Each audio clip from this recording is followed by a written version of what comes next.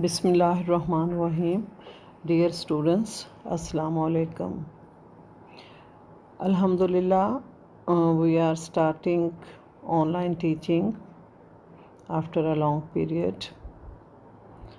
Our today's discussion is about most important philosopher Montesquieu. Period of Montesquieu was 1689 to 1755. Montesquieu was a French philosopher. He studied law. He was appointed a counselor to the Bordeaux Parliament. He served as president of the Bordeaux Parliament for 12 years. He visited Austria, Hungary, Venice, Rome, Switzerland, Holland, and England. In England, he spent 2 years. In England, he came to close contact with the leading politicians and was deeply impressed by the English conception of the liberty and also by the political system. In fact, Roman history and English institutions were the chief sources from which Montesquieu derived his inspirations. In his writings, he followed historical and empirical method. Now we examine about his most important writings. Number 1, the Persian letters. Number 2, the Spirit of the Laws, his most famous and most popular book, which he wrote in 1748. Next most important book was about Considerations on the Causes of the Greatness and Decline of the Romans. In his writings, he highlighted his views in a comprehensive way. Due to his major contributions, he is known as the Aristotle of the 18th century. His method was empirical, and in his writings, his most famous book was The Spirit of the Laws. It is very important to discuss here that Montesquieu opens his book, The Spirit of the Laws, with a definition of law. Laws, in their most general signification, are the necessary relations arising from the nature of things. In this sense, all beings have their laws, the deity his laws, the material world its laws, the intelligences superior to man their laws, the beasts their laws, man his laws. Montesquieu is stating his assumption that a natural law governs all things, including men. Now we briefly examine about his emphasis about different types of laws. For example, the positive laws. According to Montesquieu, positive laws are established by man himself. These laws are the particular and precise institutions of legislature. They are not universal. These laws accepted in one community cannot necessarily be applied to the other. Laws are subject to change, growth, and development within every community with the changing circumstances. Then he divided positive laws into three main categories. Number one, international law. He was greatly influenced by Hugo Grotius. According to him, international law maintains regulation of relations among states. So, international law closely related to regulate relations among different states. Number two, civil laws. Civil laws determines the relations among citizens. Next, political law, which regulates the relation between individuals and the state or between individuals or government, is called political law by Montesquieu.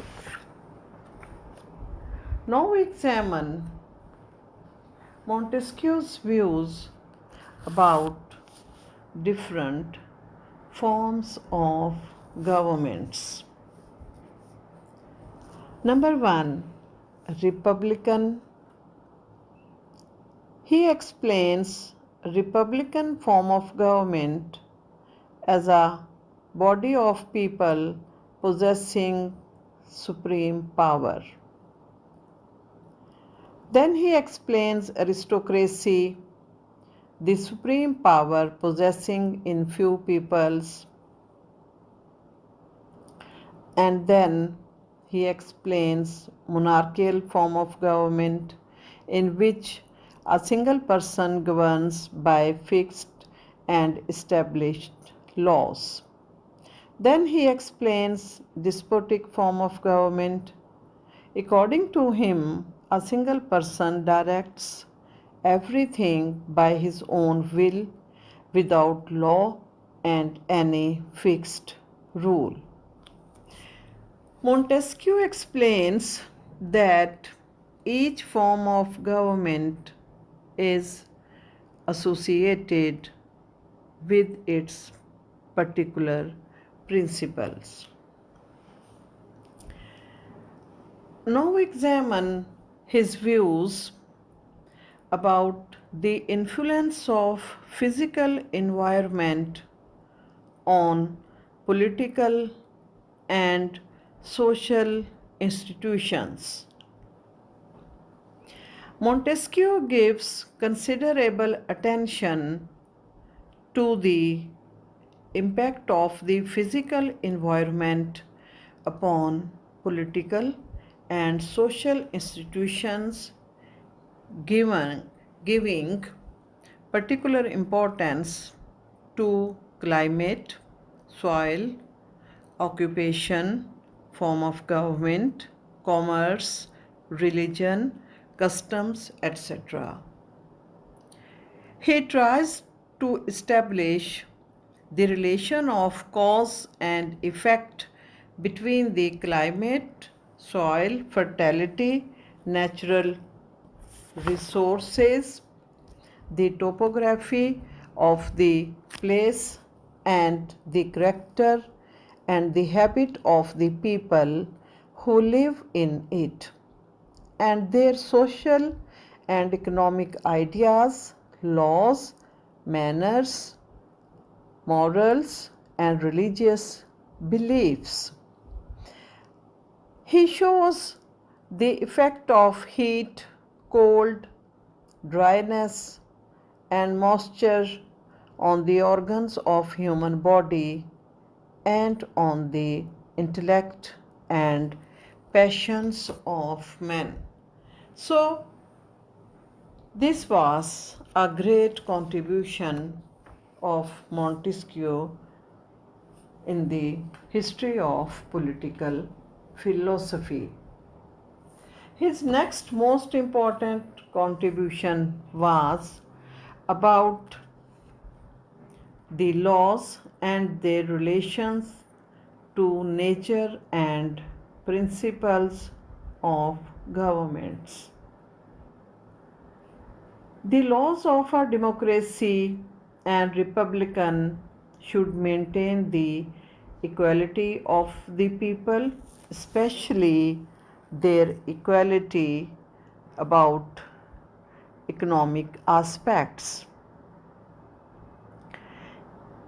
He explains and he clarifies that the equal distribution of wealth need not be absolute, but there should be well defined limits for inequality imposed and maintained by law.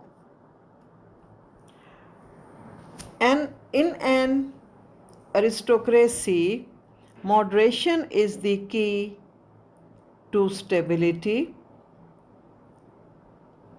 and the laws of a monarchy should support the principle of honor, and in despotism, it is necessary to have a large army, for force is required to maintain peace, because a despotic government is based upon absolute and unlawful basis, and this government also based upon fear. A government should be based upon rule of law, that is best form of government. A government's corruption, Montesquieu says, begins with that of its principles. The superstructure of government rests upon the foundation provided by its appropriate principle. When the foundation is altered, the superstructure must be changed accordingly.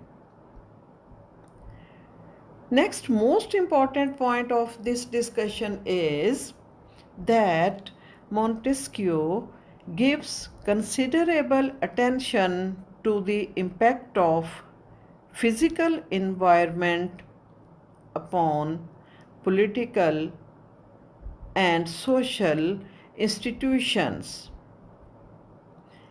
He explained that territory also has significant relationship to the governmental forms.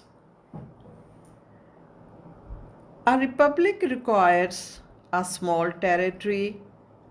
If republic is too small, it may be conquered by external enemies. Large republics are endangered by internal factions and internal instability. So, Montesquieu resolved this problem by presenting his views about confederation. Montesquieu's solution is the establishment of the confederation. The principle and advantages of confederation is that it permits each unit of government to resolve its own domestic problems without involvement with interference from other units.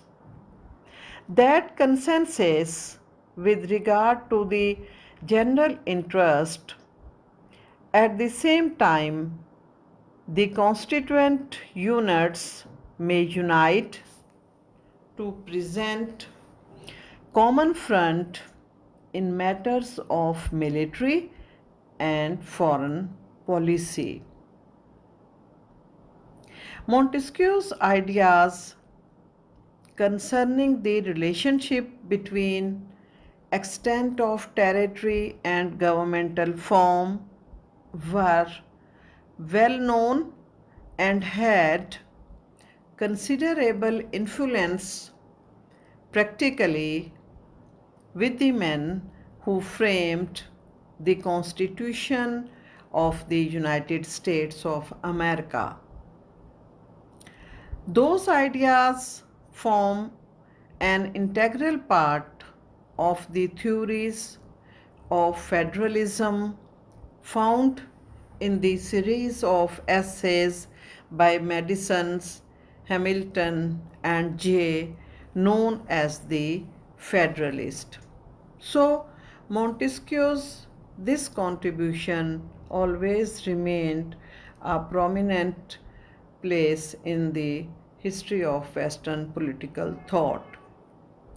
After examining his different views about different aspects of territory, different forms of governments, different laws, now we examine Montesquieu's most important and integral part of his philosophy, that is about liberty and separation of power. The central theme of Montesquieu's theory is his views about liberty and separation of powers.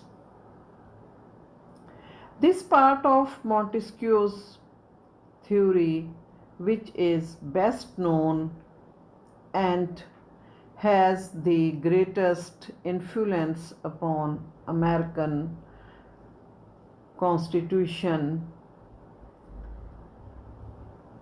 Montesquieu's concern is with the constitutional arrangements necessary in a government to secure liberty of individuals. According to him, liberty could have been possible only where governmental powers were subject to limitations. Montesquieu believed that the best safeguard against tyranny and guarantee of liberty was the separation of power among different organs of the government. According to him, each power must be exercised by a separate organ, and a system of checks and balances should thus be established. During his 2-year stay in England, he was deeply impressed by the freedom which the British people enjoyed. Montesquieu attributed this freedom to the way in which the three functions of government, legislative, executive, and judicial branches had been separated from each other. He came to realize that for the maintenance of liberty, the separation of power was absolutely very necessary.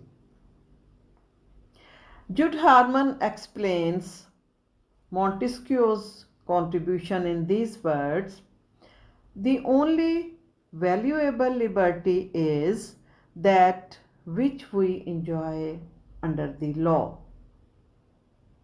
In order to establish and maintain moderate government, power must be checked with power. This is most important point of this discussion. Montesquieu's theory of separation of power exerted a great influence in America. It was applied in both federal and state constitutions and was included in many of the state bills of rights. It was also included in the Declaration of Rights of Man drawn up by the Revolutionary Assembly in France. Montesquieu's different contributions and his comprehensive analysis of different major topics related about the subject of political science are his most important contributions in the history of Western philosophy. After examining different views about different aspects, about different topics, now we conclude topic of Montesquieu.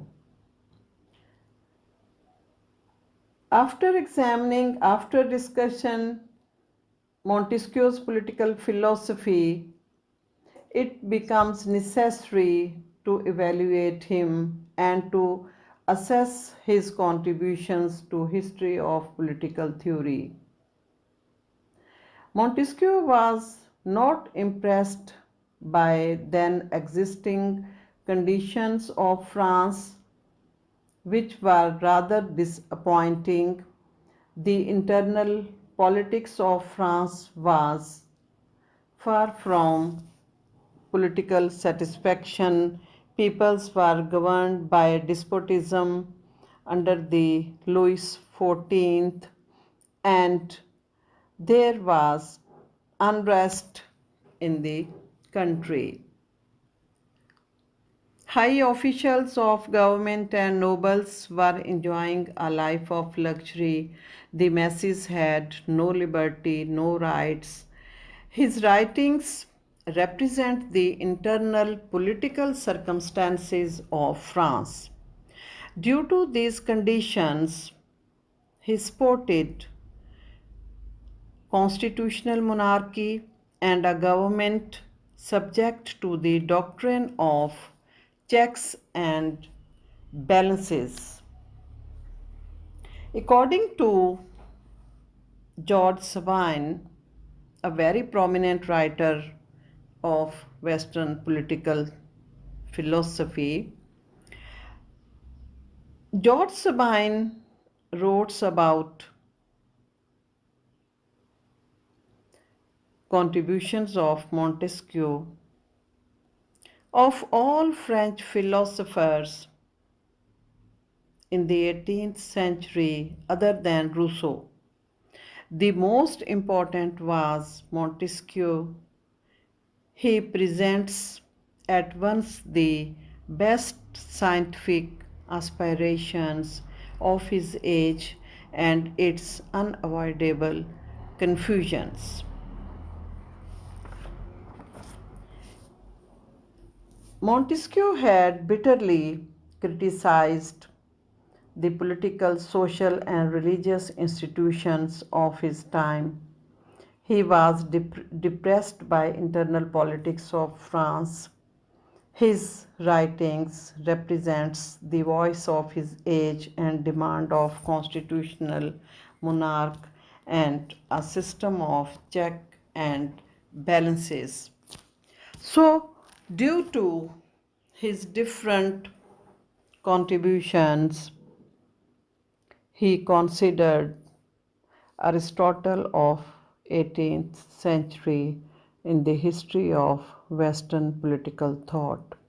And that is the end of our today's discussion of this topic of